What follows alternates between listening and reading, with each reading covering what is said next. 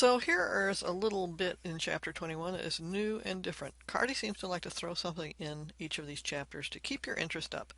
And if the Hell, Volhard, Zelensky, and Bayer-Villiger reactions don't do that, well then there's no hope. So what's so special about the HVZ? It's very clever. It solves a problem very cleverly. So for example, if I want to put a group that would typically be a nucleophile alpha to a carbonyl, in this case a carboxylic acid, well, I should be thinking CN minus and making that add to a leaving group on the alpha carbon. And of course, that means thinking about using, enolate chemistry and putting a bromine on the alpha carbon. Piece of cake, right? Well, the problem here is that it doesn't really work, because what I typically like to do is just add bromine and base or acid. Typically we add acetic acid to our starting material, and boom, we've got the alpha bromination product. At least that's how we did it back a couple chapters ago. But now it doesn't work. And the reason it doesn't work is because there's no way we can get the enolate in the presence of the carboxylic acid, because that dianion just won't form, and it doesn't work at all under acidic conditions. So Hell, Volhard, and Zelensky figured out a workaround. And that workaround is very clever. We've seen PBr3 before. It could be PBr3, it could be any PCl3 or just plain old phosphorus in the presence of bromine. Bottom line is, you've got a good electrophile and you've got a decent nucleophile.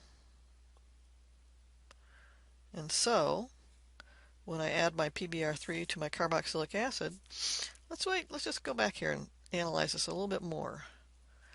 Okay, if I'm looking at PBr3 and a carboxylic acid, I might first think, well, this is the electrophile, but is this a nucleophile? And we've been through this before. A little review is in order. Remember that phosphorus has a lone pair, but it's not a nucleophile because of the 3 strongly electron withdrawing leaving groups on the phosphorus. So we're looking at nucleophile meets electrophile, kicks out the bromide, you get this intermediate. What happens next? You know what happens next. We have a deprotonation. Anytime you see that positively charged oxonium ion, just deprotonate. What about this? What could happen next? Oh, well, I've got Br minus floating around. So as long as I have Br minus floating around, it stands to reason that it would attack this electrophile, make our tetrahedral intermediate right there.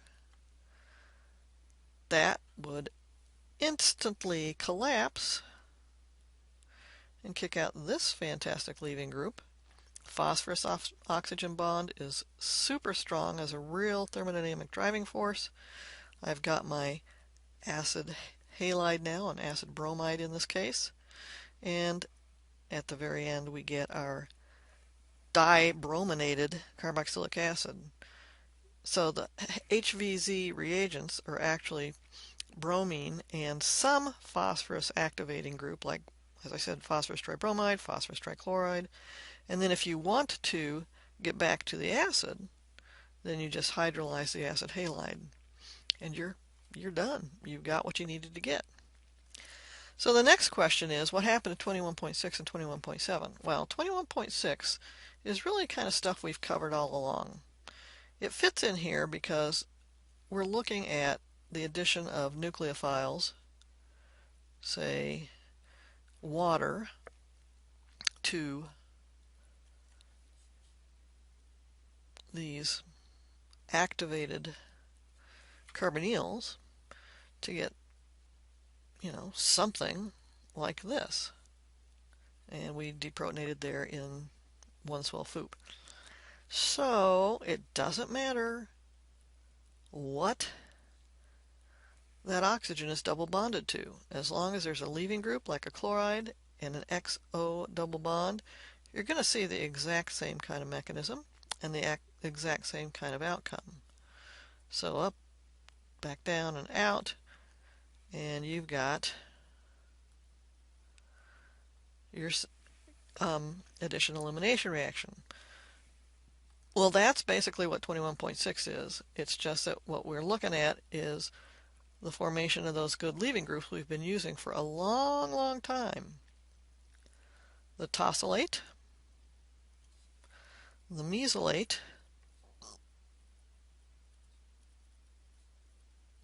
and the triflate.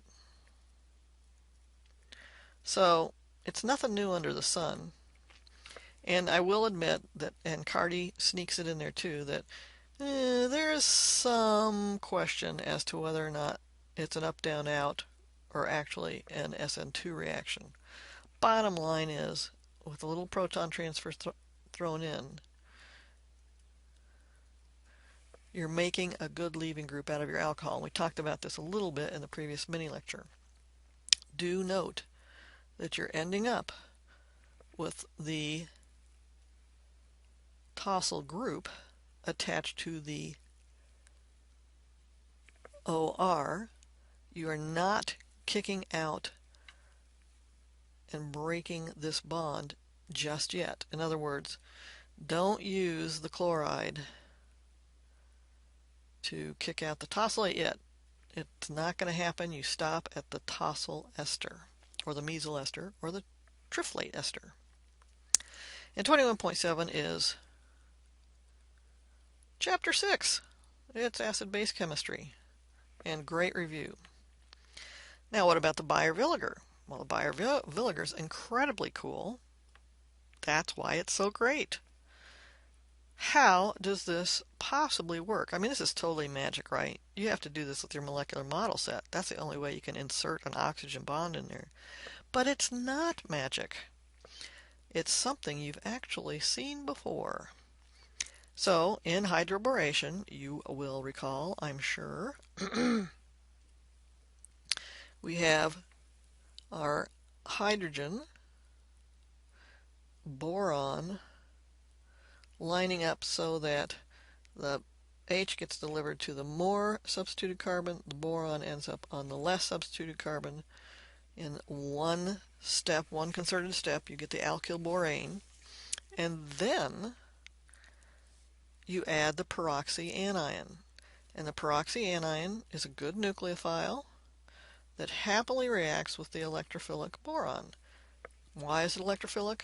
Chapter 2, group 3, 6 electrons.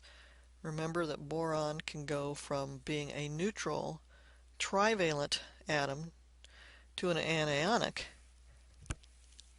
octet bearer. This is a borate.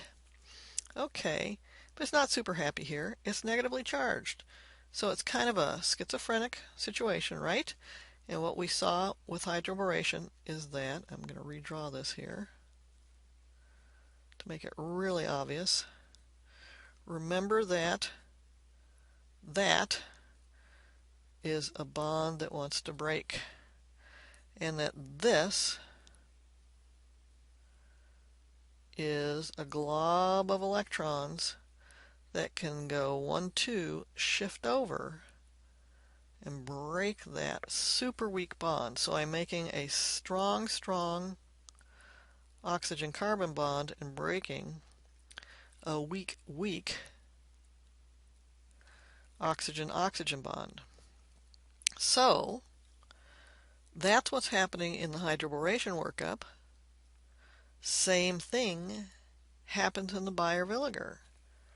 In this case, what I have happening is my MCPBA can add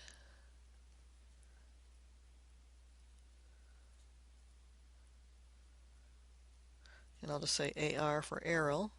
So I've got a good nucleophile. It can react at my electrophilic carbonyl. I get this unstable, completely unstable intermediate. Not only is it unstable because it's a hemi something, I've lost the carbon-oxygen double bond, but again, holy moly, that guy is dying to break. So what happens next? Well, I guess we'd better figure that out. So I have my hydroxyl group,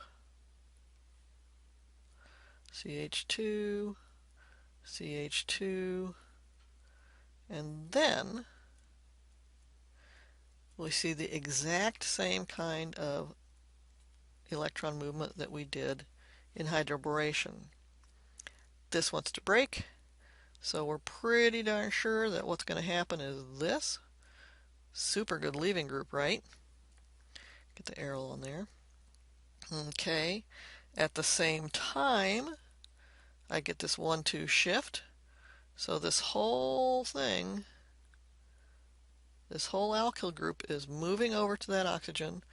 And just to accentuate how facile, how easy this is, we will push the lone pair on the hydroxyl group down to regenerate the carbonyl, break that bond, shift it 1-2, and break the proxy bond. Holy cow, there's a humongous driving force for that. So, at the end of the day, what do we have? We have that guy, and we've kicked out a great leaving group.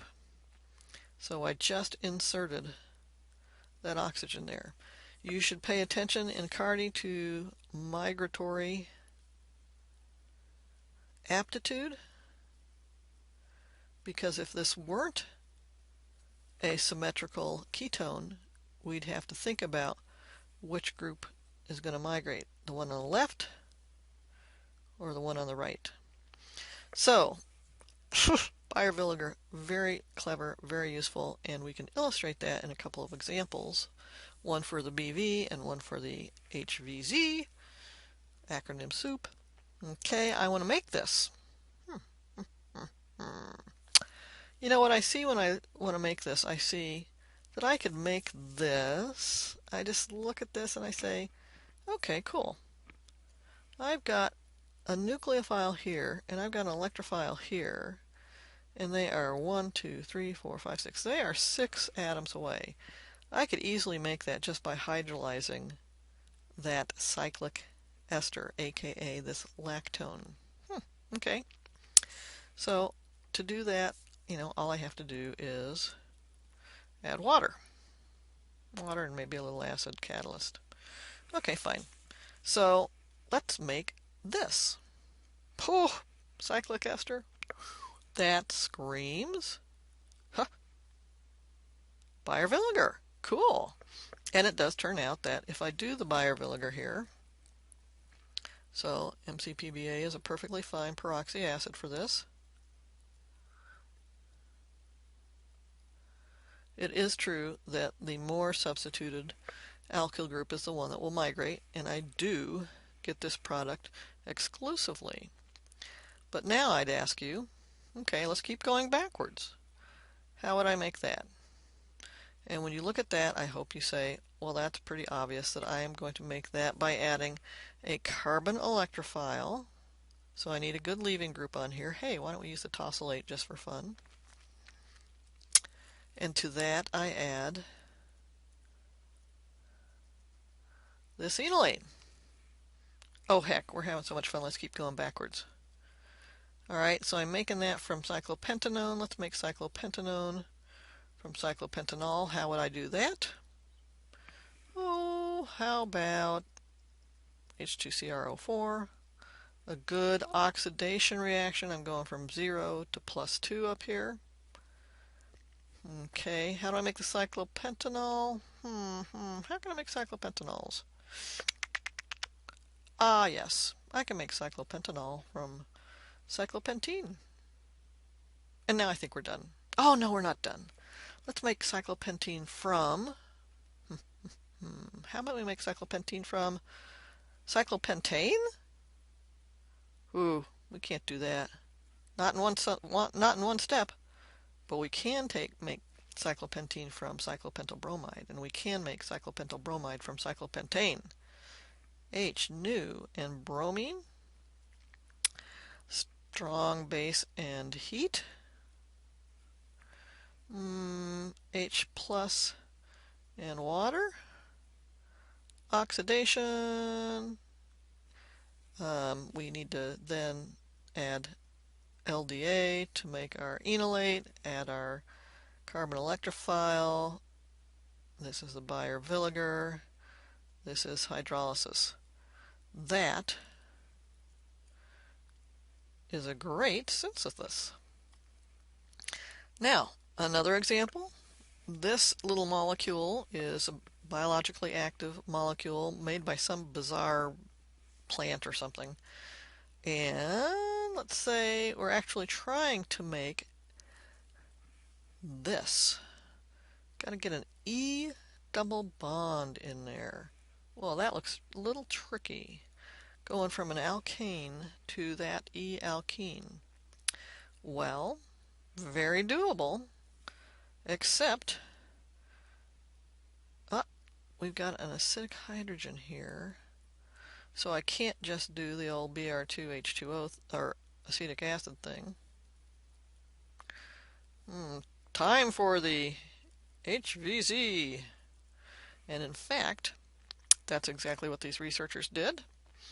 They went ahead and used iodine, and I think it was probably PBr3, but I'm not sure.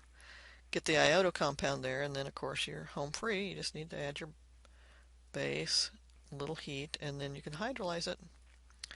And voila, there's your product. So, this is a picture of the famous Amen Corner, where the Masters tournament is held in the spring.